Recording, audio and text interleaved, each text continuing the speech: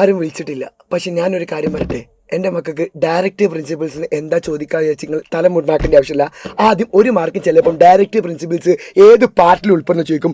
Part ഏതാണെന്ന് എൻ്റെ മക്കളെ മനസ്സിലാക്കി, പാർട്ട് 4 ആണെന്ന് എൻ്റെ മക്കളെ മൈൻഡിലേക്ക് കൊണ്ടുവരിക. പാർട്ട് 4 ആ മനസ്സിലാക്കിക്കുക. പിന്നെ എൻ്റെ മക്കൾ പഠിക്കേണ്ട ഇതിൽ ഏറ്റവും പ്രധാനപ്പെട്ട എക്സാമ്പിൾസ് ആണ് ഡയറക്റ്റീവ് പ്രിൻസിപ്പിൾസിൽ കൊണ്ടുവന്നത്. ഒന്ന് ഉദാര ആശയങ്ങളുണ്ട്, സോഷ്യലിസ്റ്റ് ആശയങ്ങളുണ്ട്, ഗാന്ധിയൻ ആശയങ്ങളുണ്ട്. ഈ ആശയങ്ങൾ കൊണ്ട് രാജ്യം എന്ത് രാജ്യമായിട്ട് മാറും? വെൽഫെയർ രാഷ്ട്രം, അതല്ലെങ്കിൽ ക്ഷേമ രാഷ്ട്രം എന്നറിയപ്പെടും. അപ്പോൾ സാറേ ഇത് മൊത്തമായിട്ട് പഠിക്കണം. ഞാൻ പറഞ്ഞ പഠിച്ചു ജോലി എന്തൊക്കെയാണ് ഉദാര ആശയങ്ങൾ ഡയറക്റ്റീവ് പ്രിൻസിപ്പിൾസിൽ കൊണ്ടുവന്നാൽ നല്ലതാവും, അടിപൊളിയാക്കി മാറ്റാൻ പറ്റുന്നതാണ്. അവിടെ കൃത്യമായിട്ട് പൗരന്മാർക്ക് എന്തെടുക്കുക, സമാധാനം ഉറപ്പുവരുത്തുക. അതുമാത്രമല്ല 6 വയസ്സുള്ള കുട്ടികൾക്ക് പരിചരണ വിദ്യാഭ്യാസം നൽകിയാൽ ആ രാജ്യം നല്ലൊരു വെൽഫെയർ സ്റ്റേറ്റ് ആയിട്ട് പറയാൻ പറ്റും. കന്നുകാലികളെയും പരിസ്ഥിതിയെ സംരക്ഷിക്കൽ എന്നാണ്, അടിപൊളിയാണ്. ഇതൊക്കെ വരുന്നത് ഏതിലാണ്? ഉദാരാശയങ്ങൾ, അല്ലെങ്കിൽ നമ്മൾ പറയും ലിബറൽ ഐഡിയാസിൽ വരുന്നതാണ് കേട്ടോ.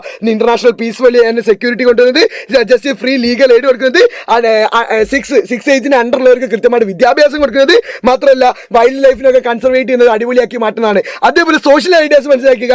Equal pay for equal work for men and women, അഥവാ തുല്യ ജോലിക്ക് സ്ത്രീകൾക്കും പുരുഷൻ തുല്യ ജോലിക്ക് തുല്യ വേതനം നൽകല്. അതേപോലെ തൊഴിൽ ചെയ്യാനുള്ള അവകാശം, റൈറ്റ് ടു വർക്ക്.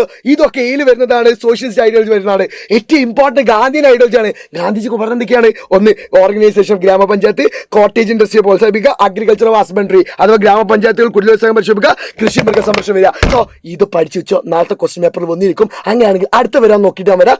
സമയമല്ല, പോയിട്ട് വരാം.